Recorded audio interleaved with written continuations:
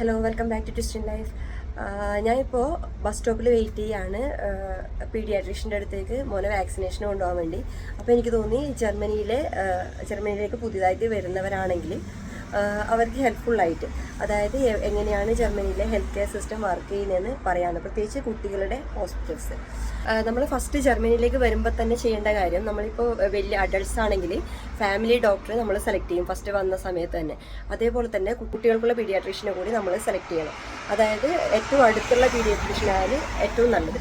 അതായത് നമുക്കിപ്പോൾ ഒരു പനി അല്ലെങ്കിൽ ജലദോഷം അങ്ങനെ ചെറിയ ചെറിയ അസുഖങ്ങൾക്കൊക്കെ ഫസ്റ്റ് നമ്മൾ കിൻഡർഗാർട്ടൻ്റെ അടുത്താണ് പോകേണ്ടത്.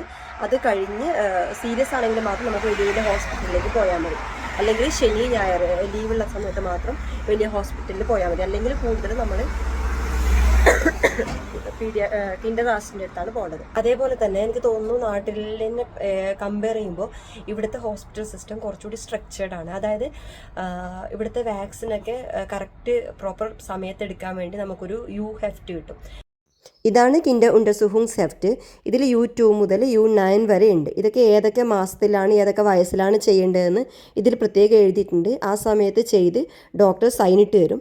ഇത് അഡ്മിഷൻ ടൈമിലൊക്കെ ആവശ്യമാണ് സ്കൂളിൽ. ഇനിയുള്ളത് വാക്സിനേഷൻ ബുക്കാണ്. ഇത് കുട്ടികൾക്കും വലിയവർക്കും എല്ലാവർക്കും ഉണ്ട്.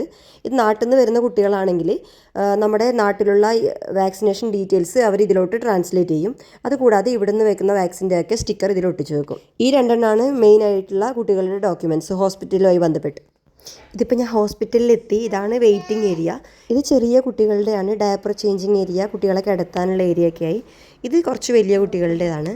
കുട്ടികൾക്ക് റിലാക്സ് ചെയ്യാനും ഒന്ന് സ്ട്രെസ്സൊക്കെ കുറക്കാനും പിന്നെ ഒരു ട്രസ്റ്റ് ബിൽഡ് ചെയ്യാനും പറ്റിയ നല്ലൊരു ഏരിയ ആണിത്. കുട്ടികൾ ഹോസ്പിറ്റലിനെ ഒരു സ്കെയറി ആയിട്ട് അപ്രോച്ച് ചെയ്യുന്നത് മാറിക്കിട്ടും ഇതുപോലൊരു ഏരിയ ഉണ്ടെങ്കിൽ. ഇതിപ്പോൾ വാക്സിനേഷൻ വെക്കാനാണ് വരുന്നതെങ്കിലും കുട്ടികൾക്ക് പ്ലേ സ്കൂളിൽ പോകുന്ന ഒരു സന്തോഷമാണ്.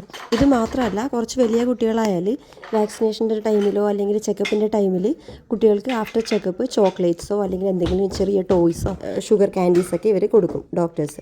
അതുകൊണ്ട് തന്നെ കുട്ടികൾ ഇതിനകത്ത് കയറുമ്പോൾ എന്തെങ്കിലും ഒന്ന് എക്സ്പെക്റ്റ് ചെയ്തിട്ടാണ് പോവുക. അപ്പോൾ ഞങ്ങളിപ്പോൾ ഹോസ്പിറ്റലിൽ നിന്ന് തിരിച്ചു വന്ന് ഭയങ്കര വെയിലാണ്. അങ്ങനെ ഞാൻ കാണിച്ചിടാം. ഇപ്പോൾ നാട്ടിലുള്ളതിനേക്കാൾ ഏകദേശം 30-35 വരെയൊക്കെ പോകുന്നുണ്ട് ചൂട്. അതുകൊണ്ട് തന്നെ ഇപ്പോൾ സ്കൂളിനൊക്കെ ഉച്ചവരെ മാത്രമേ ഉള്ളൂ. നാട്ടിൽ മഴയ്ക്ക് ലീവ് വരുന്ന പോലെ ഇവിടെ ഇപ്പോൾ വെയിലായതുകൊണ്ട് ഹിറ്റ്സ് ഫ്രൈ എന്ന് പറഞ്ഞ് ലീവ് കൊടുക്കുന്നുണ്ട്. അപ്പോൾ ഞാൻ പറഞ്ഞു വന്നത്, ഞാൻ ഒരുപാട് കാര്യങ്ങൾ ഹോസ്പിറ്റലിൻ്റെ പോസിറ്റീവ് കാര്യങ്ങളാണ് ഇതുവരെ സംസാരിച്ചത്. പക്ഷേ ഇവിടെ നെഗറ്റീവ്സും ഉണ്ടല്ലോ, അതുകൂടി പറയണമല്ലോ.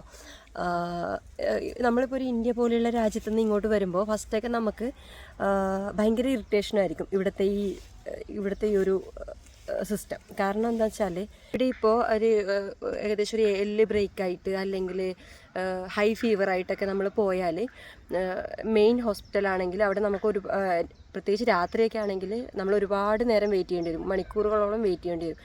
ചിലപ്പോൾ അതന്നെ ഇത്ര വലിയ എമർജൻസി ആണെങ്കിൽ കൂടി ചിലപ്പോൾ നമ്മൾ 2 മണിക്കൂറൊക്കെ അവിടെ വെയിറ്റ് ചെയ്യേണ്ടി വരും. അതായത് ഇവിടുത്തെ നേഴ്സ് ഫസ്റ്റ് തന്നെ അനലൈസ് ചെയ്യും ലൈഫ് ത്രെറ്റനിങ് ആണോ. അപ്പോൾ അത്രയും എമർജൻസി ആണെങ്കിൽ മാത്രമേ ഇമ്മീഡിയറ്റ് ട്രീറ്റ്മെൻറ്റ് കിട്ടുള്ളൂ. അല്ലെങ്കിൽ ചിലപ്പോൾ ഇവിടെ കുറേ ആൾക്കാർ കളിയാക്കാറൊക്കെ ഉണ്ട്. കാരണം നമ്മുടെ എല്ല് പൊട്ടിയിട്ട് നമുക്ക് രണ്ട് ദിവസം കഴിഞ്ഞിട്ടാണ് അപ്പോയിൻമെൻറ്റ് കിട്ടിയെന്നൊക്കെ പറഞ്ഞ് അത്രയും ഒരു സ്ലോ ആയിട്ട്, അതായത് ഡോക്ടേഴ്സൊക്കെ ഭയങ്കര കാമായിരിക്കും, നേഴ്സൊക്കെ ഒരു ഓടിപ്പോയി ഭയങ്കര ഫാസ്റ്റ് അല്ലേ ഇപ്പോൾ നാട്ടിലൊക്കെ. അങ്ങനെയുള്ളൊരു ആറ്റിറ്റ്യൂഡ് ഇവിടെയുള്ള നേഴ്സിനായാലും ഡോക്ടേഴ്സിനായാലും കാണാൻ ഭയങ്കര കുറവായിരിക്കും കാണുന്നത്. പക്ഷേ ഇപ്പോൾ കുറച്ച് വർഷങ്ങൾ കഴിയുമ്പോൾ നമ്മൾ ഇവരുടെ സിസ്റ്റമായിട്ട് ഓക്കെ ഇത് ആക്സെപ്റ്റ് ചെയ്യാതെ നമുക്ക് വേറെ വഴിയില്ല എന്നുള്ള രീതിയിൽ നമ്മളിതൊക്കെ ആക്സെപ്റ്റ് ചെയ്ത് തുടങ്ങി. ഇപ്പോൾ നമ്മൾ പനിയൊക്കെ വന്നാൽ ഹോം റെമഡീസ് തന്നെ നോക്കാൻ തുടങ്ങി. കാരണം ഇപ്പോൾ വീട്ടിലോട്ട് വിളിച്ചാൽ വീട്ടിൽ നിന്ന് ചോദിക്കും പനി വന്നാൽ ഹോസ്പിറ്റലിൽ പോയില്ലേന്ന്. പോയാലും വലിയ കാര്യമില്ലെന്ന് ഇവിടെ എല്ലാവർക്കും അറിയാം. ഇപ്പോൾ കുറച്ച് ഒരുവിധം നമുക്ക് വീട്ടിൽ നിന്ന് തന്നെ പറ്റുന്നതൊക്കെ നമ്മൾ വീട്ടിൽ നിന്ന് തന്നെ ചെയ്യുന്നതായിരിക്കും ഇവിടെ ജർമ്മനിയിലേക്ക് കൂടുതൽ ആൾക്കാരും ചെയ്യുക. പിന്നെ അത്യാവശ്യം വേണ്ട കാര്യങ്ങൾക്ക് മാത്രമാണ് നമ്മൾ ഹോസ്പിറ്റലിനെ ഡിപ്പെൻഡ് ചെയ്യുന്നത് ഇപ്പോൾ. അതുപോലെ തന്നെ വേറെ എന്തെങ്കിലും അസുഖം വന്നാലും ട്രീറ്റ് ചെയ്യുന്ന രീതി നാടുമായി കമ്പയർ ചെയ്യുമ്പോൾ ഒരുപാട് ടാബ്ലറ്റ്സ് ഒന്നും കൊടുക്കില്ല ഇവർ.